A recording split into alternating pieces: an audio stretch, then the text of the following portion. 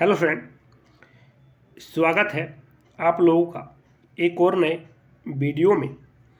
Friend, आज का video आप लोगों के लिए बहुत ज़्यादा महत्वपूर्ण होने वाला है, क्योंकि आज के इस वीडियो में हम लोग प्रमुख आंदोलन, कौन सा आंदोलन कब शुरू हुआ और किसके द्वारा शुरू किया गया, कुछ घटनाएं हुई हैं, वो घटनाएं कब हुई है, और समझौते, कौन सा समझौता कब हुआ और किसके बीच हुआ, इन सब से जो भी महत्वपूर्ण प्रश्न बनते हैं उन सब प्रश्नों को इस वीडियो में हम लोग कवर करेंगे।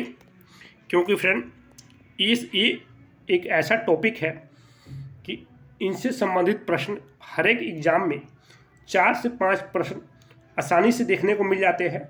चाहे कोई भी एग्ज़ाम हो, उसमें इनसे संबंधित प्रश्न 4 से 5 प्रश्न आराम से देखने को मिलते हैं। तो आप कोशिश कीजिएगा कि इस वीडियो का एक एक प्रश्न आप लोग याद कर लें, और मेरी भी यही कोशिश रहेगी कि मैं आपको अच्छे से समझा सकूं ताकि आपको याद करने में आसानी हो। तो पहला प्रश्न देखिए कि पहली बार किस भारतीय आंदोलन के दौरान वंदे मातरम लोगों का लोकप्रिय गीत बना।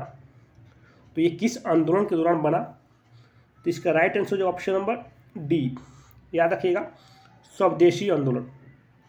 ये स्वदेशी आंदोलन के दौरान वंदे मातरम लोगों का लोकप्रिय गीत बन गया। ठीक है फ्रेंड, स्वदेशी आंदोलन याद रखिएगा। चलिए, कुछ महत्वपूर्ण पॉइंट है वो भी देख लीजिए। पहला पॉइंट है, स्वदेशी आंदोलन के दौरान पहली बार वंदे मातरम लोगों का लोकप्रिय गीत बना। दूसरा पॉइंट देखिए, स्वदेशी आंदोलन 1905 में भारत के वायसराय लॉर्ड कर्जन द्वारा बंगाल के विभाजन के साथ शुरू हुआ 1911 तक जारी रहा। तो डेट देख लीजिए, याद कर लीजिए कि 1905 में ये शुरू हुआ, 1911 तक ये जारी रहा, और उस समय लॉर्ड कर्जन भारत के वायसराय थे। तीसरा पॉइंट देखिए, यह बंगाल में सबसे प्रखर था और भारत में इसे वंदे मातरम आंदोलन के रूप में भी जाना जाता है। ठीक है फ्रेंड, तो इसे वंदे मातरम आंदोलन के रूप में भी जाना जाता है, स्वदेशी आंदोलन को याद रखिएगा। ये भी बहुत ही महत्वपूर्ण पॉइंट है। चलिए नेक्स्ट क्वेश्चन देखते हैं। प्रश्न नंबर 2 है, बंगाल का विभाजन किस वर्ष रद्द कर दिया गया था? वेरी वेरी इंपॉर्टेंट है। तो इसके राइट आंसर जो ऑप्शन नंबर सी, 1911 में, याद रखिएगा। ऑप्शन नंबर सी, बंगाल का विभाजन 1911 में ये रद्द कर दिया गया था। क्लियर? चलिए, इससे संबंधित भी कुछ महत्वपूर्ण पॉइंट देख लेते हैं ताकि आपको याद करने में और आसानी हो। पॉइंट 1 है, देख लीजिए। एक पहला पॉइंट है, 1905 में बंगाल का विभाजन हुआ। इसका विभाजन लॉर्ड कर्जन ने किया था। ठीक है फ्रेंड, 1905 में ये बंगाल का विभाजन हुआ। किसने किया? लॉर्ड कर्जन ने किया था। बंगाल का विभाजन 1911 में रद्द कर दिया गया था। कब किया? रद्द कर दिया गया था 1911 में। इसे लॉर्ड हार्डिंग ने रद्द किया था।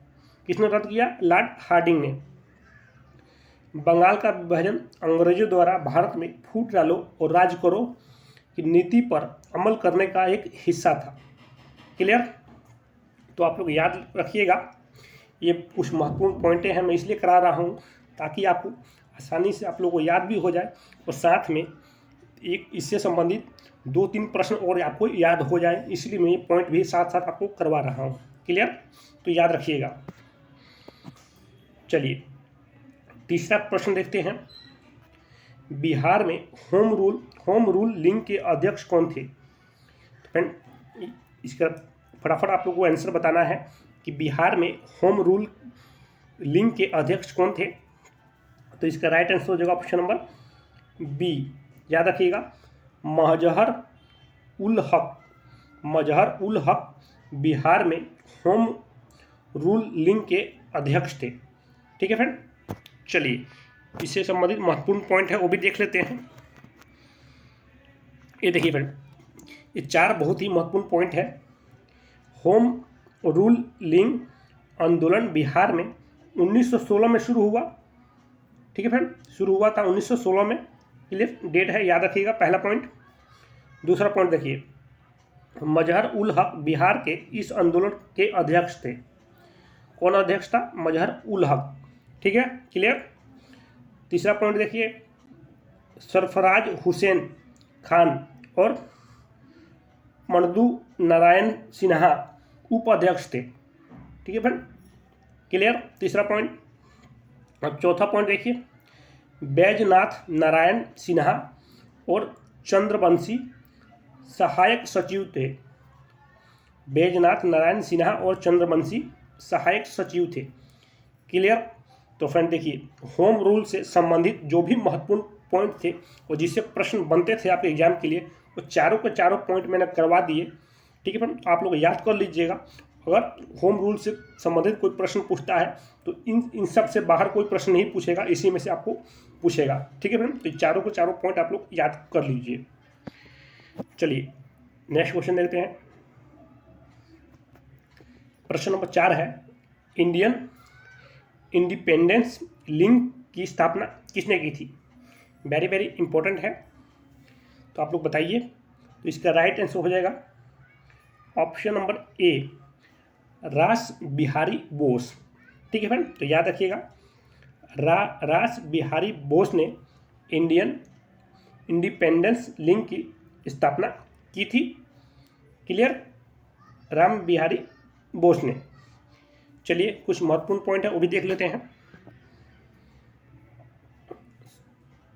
सॉरी फ्रेंड, इसका पॉइंट नहीं है कुछ भी। चलिए क्वेश्चन नंबर 5 देखते हैं। किस भारतीय जन आंदोलन की शुरुआत महात्मा गांधी की प्रसिद्ध दांडी यात्रा से हुई? तो फ्रेंड बताइए आप लोग, किस भारतीय जन आंदोलन की शुरुआत महात्मा गांधी की प्रसिद्ध दांडी यात्रा से हुई? तो फ्रेंड इसका राइट आंसर हो जाएगा ऑप्शन नंबर सी, सविनय अवज्ञा आंदोलन। ठीक है फ्रेंड, याद रखिएगा ऑप्शन नंबर सी। यहाँ पर भी टिक मार देता हूँ मैं कि आपको आसानी से याद देख लें आप लोग कि सविनय अवज्ञा आंदोलन की शुरुआत महात्मा गांधी की प्रसिद्ध दांडी यात्रा से हुई। क्लियर, याद रखिएगा ऑप्शन नंबर सी, सविनय अवज्ञा आंदोलन। चलिए ये कुछ महत्वपूर्ण पॉइंट है, देख लीजिए। मैं इसको और ऊपर कर दूं थोड़ा।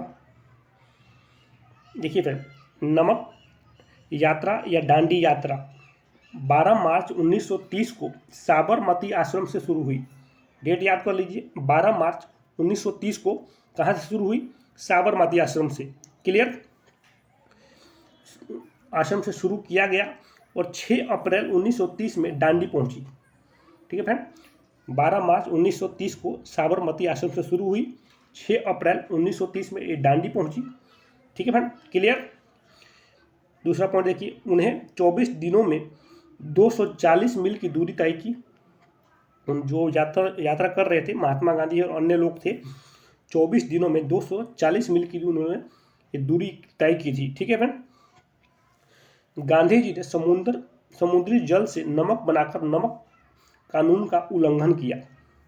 क्लियर, तीसरा पॉइंट, इसे नमक सत्याग्रह या सविनय अवज्ञा आंदोलन के रूप में भी जाना जाता है। नमक सत्याग्रह या सविनय अवज्ञा आंदोलन के रूप में जाना जाता है, याद कर लीजिएगा। और लास्ट पॉइंट देख लीजिए, सविनय अवज्ञा आंदोलन की शुभारंभ के दौरान लॉर्ड इरविन वायसराय थे। जब ये सविनय आंदोलन शुरू हुआ था उस समय कौन वायसराय थे? तो लॉर्ड इरविन। इंपॉर्टेंट पॉइंट है, याद कर लीजिएगा कि उस समय लॉर्ड इरविन वायसराय थे। क्लियर फ्रेंड, तो फ्रेंड देखिए, सविनय अवज्ञा आंदोलन से संबंधित जो भी महत्वपूर्ण पॉइंट है वो मैंने इस पॉइंट में करवा दिया है। अगर आप लोग इसे बढ़िया से याद कर लीजिएगा तो सविनय आंदोलन से कोई भी प्रश्न पूछे तो आप लोग इसमें कभी मिस नहीं कीजिएगा, आराम से कर जाइएगा। क्लियर, चलिए नेक्स्ट क्वेश्चन देखते हैं।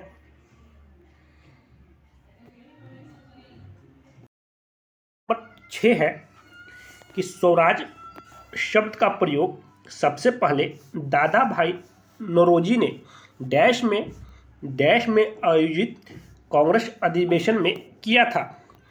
तो ऑप्शन ए है 1904 में बॉम्बे में, ऑप्शन बी है 1906 कलकत्ता में, ऑप्शन सी है 1907 सूरत में, या ऑप्शन डी है 1916 लखनऊ में।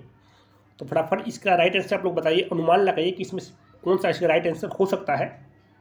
अगर आपको मालूम है तो अच्छी बात है, नहीं मालूम है फिर भी आप थोड़ा दिमाग पर प्रेशर दीजिए कि इसमें से क्या इसका राइट आंसर हो सकता है। तो फ्रेंड इसका राइट आंसर होगा 1906 कलकत्ता में। ठीक है फ्रेंड, याद रखिएगा 1906, यहाँ पर भी टिक मार देता हूँ, 1906 कोलकाता में आयोजित कांग्रेस अधिवेशन में किया था स्वराज शब्द का प्रयोग सबसे पहले दादा भाई नौरोजी ने। ठीक है फ्रेंड, तो ये ऑप्शन नंबर बी 1906 कोलकाता में, याद रखिएगा, वेरी वेरी इंपॉर्टेंट है आपके एग्जाम के लिए, क्योंकि ये प्रश्न पहले भी एग्जामों में कई बार पूछा जा चुका है। चलिए, इससे संबंधित ये दो बहुत ही महत्वपूर्ण पॉइंट है, एक बार आप लोग इसको भी याद कर लीजिए। स्वराज शब्द पहली बार इस्तेमाल दादा भाई नौरोजी ने 1906 में कलकत्ता में आयोजित कांग्रेस अधिवेशन में किया था, पहला पॉइंट। दूसरा पॉइंट, दादा भाई नौरोजी ने कहा कि उन्हें दयानंद सरस्वती के सत्यार्थ प्रकाश से स्वराज शब्द ग्रहण किया है। ठीक है, दयानंद सरस्वती के सत्यार्थ प्रकाश से किसे ग्रहण किया है? सत्यार्थ प्रकाश से स्वराज शब्द ग्रहण किया है। तो याद रखिएगा, वेरी वेरी इंपॉर्टेंट प्रश्न है। अगर ये प्रश्न पूछ दे तो इसमें बहुत सारे बच्चे कंफ्यूज हो जाएंगे, तो आप लोग इसको हमेशा याद रखिएगा। ठीक है फ्रेंड, चलिए प्रश्न नंबर 7 है कि भारत छोड़ो प्रस्ताव को स्वीकृति देने के लिए अखिल भारतीय कांग्रेस समिति की बैठक डैश क्षेत्र में आयोजित की गई थी। जब भारत छोड़ो प्रस्ताव को स्वीकृति देने के लिए जो ये सत्र आयोजित की गई थी, तो कहाँ पे की गई थी? तो इसका राइट आंसर हो जाएगा ऑप्शन नंबर सी, बॉम्बे में। ठीक है फ्रेंड, याद रखिएगा, वेरी वेरी इंपॉर्टेंट है ये प्रश्न भी। Option number B, option number C, Bombay में ये सत्र में आयोजित की गई थी। क्लियर? चलिए, इसके साथ ये 5-6 बहुत ही महत्वपूर्ण पॉइंट है फ्रेंड, बहुत ज़्यादा महत्वपूर्ण पॉइंट है जो मैंने इसमें ऐड किया है। इसका एक एक पॉइंट आपको याद होना चाहिए। अपने इसमें एक एक पॉइंट याद कर लीजिएगा तो इससे संबंधित कोई भी प्रश्न आपसे पूछेगा तो आप कभी भी फेल नहीं खाइएगा। ठीक है फ्रेंड, देखिए, सॉरी ऊपर चला गया। देखिए पहला पॉइंट देखिए फ्रेंड, अखिल भारतीय कांग्रेस समिति की भारत छोड़ो प्रस्ताव को स्वीकृति देने के लिए बैठक बॉम्बे सत्र में आयोजित की गई थी। पहला पॉइंट क्लियर। दूसरा पॉइंट देखिए, यह 8 अगस्त 1942 को महात्मा गांधी द्वारा पारित किया गया था। ठीक है, किसके द्वारा पारित किया गया था? जो भारत छोड़ो आंदोलन को प्रस्ताव को, तो ये फ्रेंड ये 8 अगस्त 1942 को महात्मा गांधी द्वारा पारित किया गया था। क्लियर, दूसरा पॉइंट हो गया। तीसरा पॉइंट देखिए, महात्मा गांधी ने मुंबई के ग्वालियर टैंक मैदान में भारत छोड़ो आंदोलन का भाषण दिया था। ठीक है फ्रेंड, कभी आपसे पूछते प्रश्न कि महात्मा गांधी ने भारत छोड़ो आंदोलन का भाषण कहाँ पे दिया था, तो ये नाम याद रखिएगा, ग्वालियर टैंक मैदान में। क्लियर।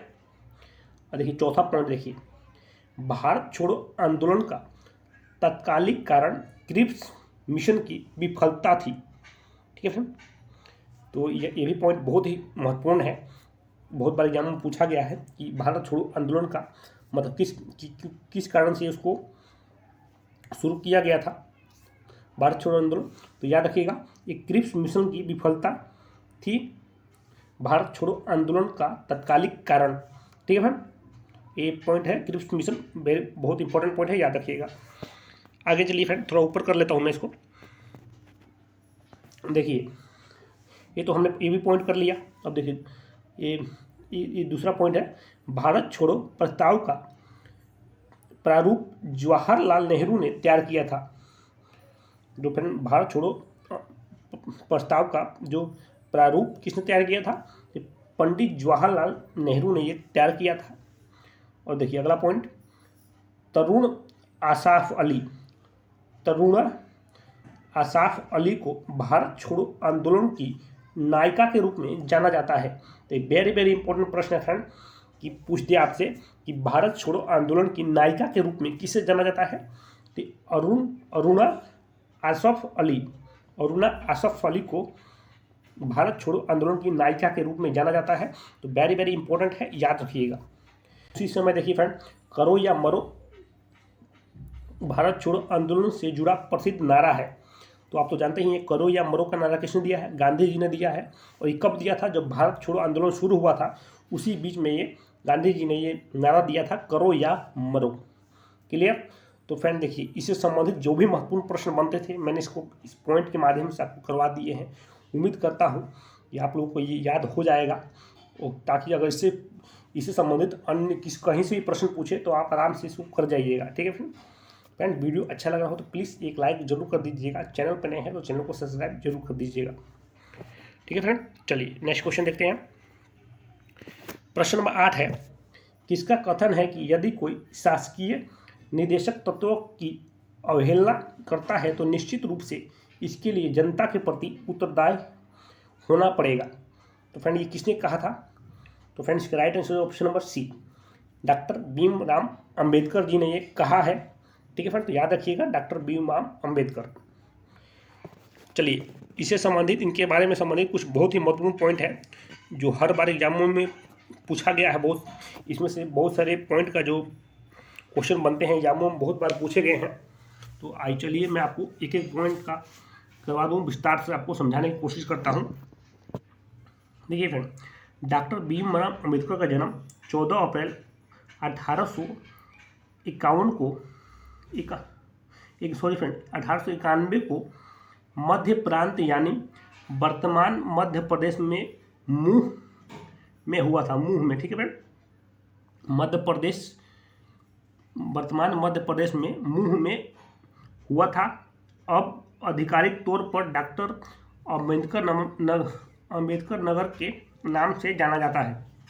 जो भी वर्तमान समय में उसको डॉक्टर अंबेडकर नगर के नाम से जाना जाता है। ठीक है फ्रेंड, क्लियर?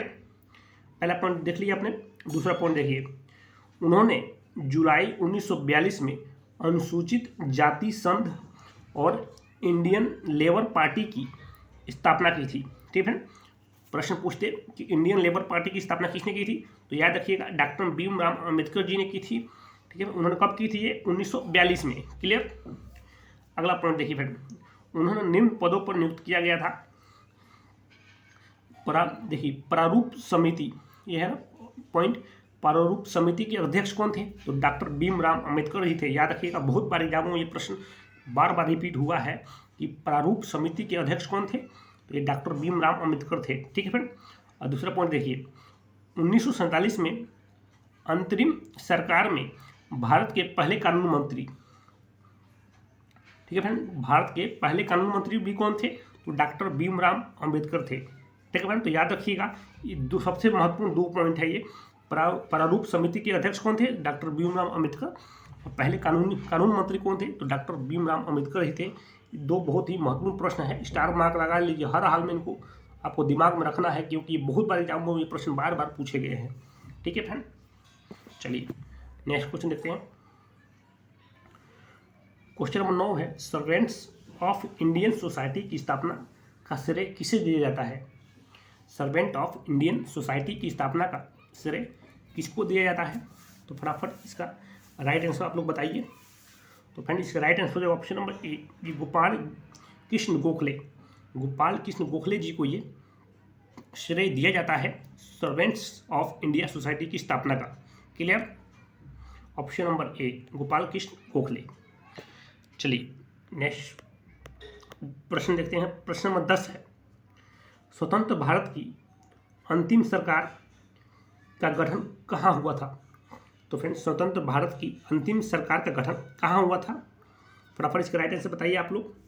तो फ्रेंड इसका राइट आंसर जो ऑप्शन नंबर ए, सिंगापुर में। ठीक है, सिंगापुर में हुआ था स्वतंत्र भारत की अंतिम सरकार, जिसे आज़ाद हिंद का गठन कब कहाँ हुआ था? तो सिंगापुर में, याद रखिएगा।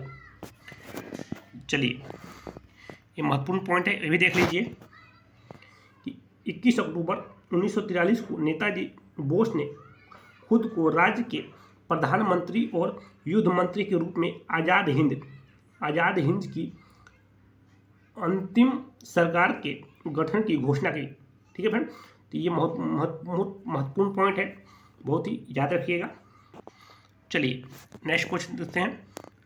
प्रश्न नंबर 11 है, लंदन इंडियन सोसाइटी और ईस्ट इंडिया एसोसिएशन की स्थापना निम्नलिखित व्यक्तियों में से किसके द्वारा की गई है? तो लंदन इंडियन सोसाइटी और ईस्ट इंडिया एसोसिएशन की स्थापना निम्नलिखित व्यक्तियों में से किसके द्वारा की गई है? तो आप इसमें से पहचानिए, 4 ऑप्शन दिया गया है, इनमें से किसके द्वारा यह किया गया है इसकी स्थापना? पहला ऑप्शन है दादा भाई नौरोजी, ऑप्शन बी है गोपाल कृष्ण गोखले, ऑप्शन सी है लाला लाजपत राय और ऑप्शन डी है राजा राममोहन राय। तो फटाफट इसका राइट आंसर बताइए फ्रेंड, किसके द्वारा किया गया है? तो इसका राइट आंसर हो जाएगा ऑप्शन नंबर ए, याद रखिएगा, दादा भाई नौरोजी। ठीक है, यहाँ पे मानता हूँ दादा भाई नौरोजी के द्वारा लंदन इंडियन सोसाइटी और ईस्ट इंडिया एसोसिएशन की स्थापना की गई है। ठीक है फ्रेंड, तो याद रखिएगा ऑप्शन नंबर ए, दादा भाई नौरोजी। चलिए प्रश्न नंबर 12 है कि 1857 के विद्रोह के दौरान लखनऊ का शासक कौन था? फटाफट इसका राइट आंसर बताइए फ्रेंड। जो 1857 का जब विद्रोह चालू हुआ था, आप सब जानते ही हैं, तो उस दौरान लखनऊ का जो शासक था वो कौन था? तो फटाफट इसका राइट आंसर बताइए आप लोग। तो इसका राइट आंसर हो जाएगा ऑप्शन नंबर ए। ठीक है भाई, याद रखिएगा ऑप्शन नंबर ए, बेगम हजरत महल। ठीक है फ्रेंड, बेगम हजरत महल 1857 के विद्रोह के दौरान लखनऊ का शासक थी बेगम हजरत महल। ठीक है फ्रेंड, तो याद रखिएगा ऑप्शन नंबर ए। चलिए इससे संबंधित देखिए, ये 3 बहुत ही महत्वपूर्ण पॉइंट है जो आपको हर हाल में दिमाग में रखना है। इससे संबंधित भी प्रश्न एग्जाम में आपसे पूछ सकता है कि 1857 के विद्रोह के दौरान बेगम हजरत महल लखनऊ की शासक थी। क्लियर, पहला पॉइंट। दूसरा, सर कालीन कैंपबेल ने लखनऊ के विद्रोह को दबा दिया। कभी प्रश्न पूछ दिया आपसे, लखनऊ को विद्रोह को किसने दबाया था? तो सर कालीन कैंपबेल। ठीक है फ्रेंड, नाम याद रखिएगा, बहुत ही महत्वपूर्ण है। तीसरा पॉइंट देखिए, बेगम हजरत महल अवध के नवाब वाजिद अली शाह की पत्नी थी। ठीक है मैम, जो बेगम हजरत महल थी जो अवध के नवाब वाजिद अली शाह की पत्नी थी। क्लियर, ये तीनों के तीनों बहुत ही महत्वपूर्ण पॉइंट है, याद रखिएगा। और खासकर ये वाला पॉइंट बहुत ही महत्वपूर्ण है, सर कालीन कैंपबेल ने लखनऊ के विद्रोह को दबाया था। ठीक है फ्रेंड, मैं पॉइंट आपको इसीलिए करवाता हूँ ताकि आप उस एक तो प्रश्न में आपको याद तो होगा ही, उसके साथ साथ उसके संबंधित अन्य भी प्रश्न कोई अगर पूछे आपसे तो आप कभी भी कंफ्यूज ना हो, इसका भी आंसर आपको मालूम हो, इसीलिए साथ साथ पॉइंट भी मैं आपको करवाता जाता हूँ। चलिए प्रश्न नंबर 13 है कि लाला लाजपत राय ने हरियाणा में स्थित निम्नलिखित में से किस स्थान को अपने राजनीतिक और सामाजिक कार्य क्षेत्र के रूप में चुना? तो फटाफट इसका राइट आंसर बताइए फ्रेंड कि लाला लाजपत राय ने हरियाणा में स्थित निम्नलिखित में से किस स्थान को अपने राजनीतिक और सामाजिक कार्य के रूप में चुना? तो फ्रेंड इसका राइट आंसर हो जाएगा ऑप्शन नंबर ए, हिसार। ठीक है फ्रेंड, हिसार स्थान को अपने राजनीतिक और सामाजिक कार्य क्षेत्र के रूप में चुना, हिसार स्थान को। क्लियर, तो ऑप्शन नंबर ए इसका एकदम करेक्ट आंसर हो जाएगा। देखिए फ्रेंड, ये कुछ बहुत ही महत्वपूर्ण पॉइंट है लाला लाजपत राय से संबंधित। देखिए, लाला लाजपत राय का जन्म 28 जनवरी 1865 को फिरोजपुर जिले के धुड़के गांव में हुआ था। ठीक है, कब हुआ था? 28 जनवरी 1865 को फिरोजपुर जिले के धुड़के गांव में हुआ था, पहला पॉइंट। दूसरा देखिए, उन्होंने पंजाब नेशनल बैंक की नींव रखी थी। ठीक है फ्रेंड, याद रखिएगा कि पंजाब नेशनल बैंक की नींव किसने रखी थी, तो लाला लाजपत राय ने रखी थी। ठीक है फ्रेंड, दूसरा पॉइंट। तीसरा पॉइंट देखिए, उन्होंने 1887 में हिसार में भारतीय राष्ट्रीय कांग्रेस की एक शाखा भी खोली। 1887 में हिसार में भारतीय राष्ट्रीय कांग्रेस की एक शाखा भी खोली। ठीक है फ्रेंड, और सबसे महत्वपूर्ण पॉइंट है, अंतिम पॉइंट, ये हर हाल में आपको दिमाग में रखना है। सबसे महत्वपूर्ण पॉइंट है कि साइमन कमीशन के आगमन का विरोध कर रहे कार्यकर्ताओं का पर पुलिस द्वारा किए गए लाठीचार्ज के बाद उनकी मृत्यु हो गई थी। ठीक है फ्रेंड, सबसे महत्वपूर्ण पॉइंट है, याद रखिएगा, क्योंकि ये एक प्रश्न बहुत बार एग्जाम में पूछा गया है कि लाला लाजपत राय की मृत्यु किस का विरोध करते हुए हुई थी। तो आप लोग याद रखिएगा, साइमन कमीशन के आगमन का विरोध कर रहे कार्यकर्ताओं पर पुलिस द्वारा किए गए लाठीचार्ज के बाद लाला लाजपत राय की मृत्यु हो गई थी। तो साइमन कमीशन के विरोध में हुई थी उनकी मृत्यु। ठीक है फ्रेंड, तो याद रखिएगा, ये Simon commission very very important है।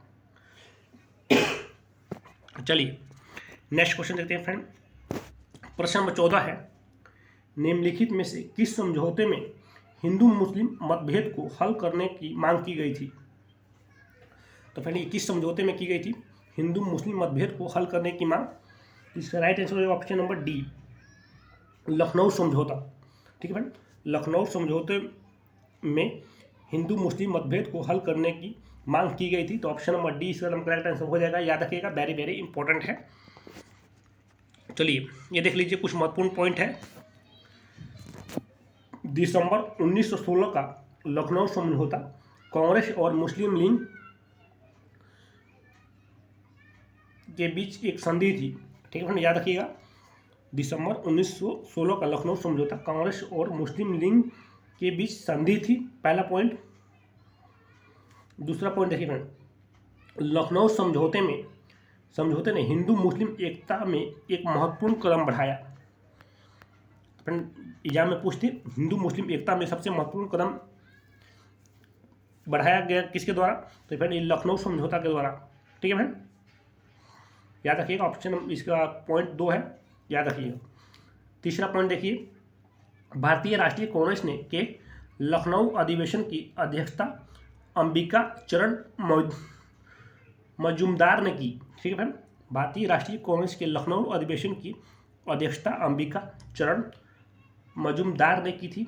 ठीक है फ्रेंड, तीसरा पॉइंट। और चौथा पॉइंट देखिए, लास्ट पॉइंट है, 1916 के लखनऊ अधिवेशन में अखिल भारतीय मुस्लिम लीग को भी भारतीय राष्ट्रीय कांग्रेस में मिला दिया गया। ठीक है फ्रेंड, तो ये कब मिला दिया गया था, 1916 के लखनऊ अधिवेशन में अखिल भारतीय मुस्लिम लीग को भी भारतीय राष्ट्रीय कांग्रेस में मिला दिया गया था। क्लियर, तो ये बहुत ही महत्वपूर्ण पॉइंट थे, सबके सब पॉइंट है, बहुत महत्वपूर्ण है। एक बार आप लोग वीडियो को रोक करके भी इस सब पॉइंटों को देख लीजिए। मैं इसके पहले भी जो भी मैंने प्रश्न कराया है, उन सब प्रश्नों को एक जो भी पॉइंट है, तो एक बार उन पर वीडियो को 5-10 सेकंड के लिए रोक के उन सब पॉइंटों को एक बार बढ़िया से याद कर लीजिएगा। अगर आपने सब पॉइंट याद कर लिए तो आपने ये आप कम से कम आपने 100 प्रश्न याद कर लिए इसमें। और ये 100 प्रश्न बनते हैं सब पॉइंटों को मिला के। अगर आपने ध्यान दिया होगा तो जितने भी पॉइंट महत्वपूर्ण पॉइंट सब मैंने करवाया है, इनसे 100 प्रश्न बनते हैं। अगर आपने इस वीडियो को अगर एक बार में तो आपको याद उतना नहीं हो पाएगा, पर 2 बार आपने अगर इस वीडियो को देख लिया तो आप समझो 100 के 100 प्रश्न आपको याद हो जाएंगे। वो भी बहुत ही महत्वपूर्ण प्रश्न है जो आपको याद हो जाएंगे। ठीक है फ्रेंड, 4 से 5 नंबर आपको आराम से किसी एग्जाम में मिल सकता है। चलिए प्रश्न नंबर 5 है, 1916 के प्रसिद्ध लखनऊ समझौता पर डैश के बीच हस्ताक्षर किए गए। तो फिर अभी हमने पिछले क्वेश्चन में पढ़ा था, जो 1916 के प्रसिद्ध लखनऊ समझौते पर जो के बीच हस्ताक्षर किए गए थे, तो किसके हस्ताक्षर किए गए थे इस पर। तो फ्रेंड देखिए, इसका राइट आंसर हो जाएगा ऑप्शन नंबर बी, बाल गंगाधर तिलक और मोहम्मद अली जिन्ना। ठीक है फ्रेंड, जो ये 1916 में लखनऊ समझौता हुआ था, तो उसमें जो हस्ताक्षर किए गए थे वो बाल गंगाधर तिलक और मोहम्मद अली जिन्ना के द्वारा किए गए थे। ठीक है फ्रेंड, तो याद रखिएगा ऑप्शन नंबर बी। चलिए ये देखिए महत्वपूर्ण पॉइंट है, ये भी देख लीजिए। लखनऊ समझौता दिसंबर 1916 में लखनऊ में आयोजित दोनों दलों के एक संयुक्त सत्र में भारतीय राष्ट्रीय कांग्रेस और मुस्लिम लीग के बीच एक समझौता था। 1916 के लखनऊ समझौते पर बाल गंगाधर तिलक और मोहम्मद अली जिन्ना के बीच हस्ताक्षर हुए हैं। ठीक है फ्रेंड, तो ये नाम याद रखिएगा, मोहम्मद अली जिन्ना और बाल गंगाधर तिलक के बीच हस्ताक्षर हुए हैं। तो ये फ्रेंड बहुत ही महत्वपूर्ण प्रश्न थे जो मैंने आपको करवा दिए हैं। अगर आप एक बार में आपको याद हो जाए बहुत बढ़िया, अच्छी की बात है। अगर नहीं याद हो तो एक बार फिर वीडियो को एक बार देख लीजिएगा, और इस वीडियो का जो जो भी महत्वपूर्ण पॉइंट बताया है मैंने, उन सब एक एक पॉइंट को आप लोग याद कर लीजिएगा। तो आपको बहुत ही मतलब इसमें से 100 प्रश्न आपको बन जाएंगे आसानी से। अगर आपने 100 के 100 इसमें से याद हो गया आपको जितने भी पॉइंट हैं, तो आपका किसी भी एग्जाम में आराम से 3 से 4 नंबर आराम से मिल जाएगा। तो आज के लिए धन्यवाद फ्रेंड, मिलते हैं नेक्स्ट वीडियो में।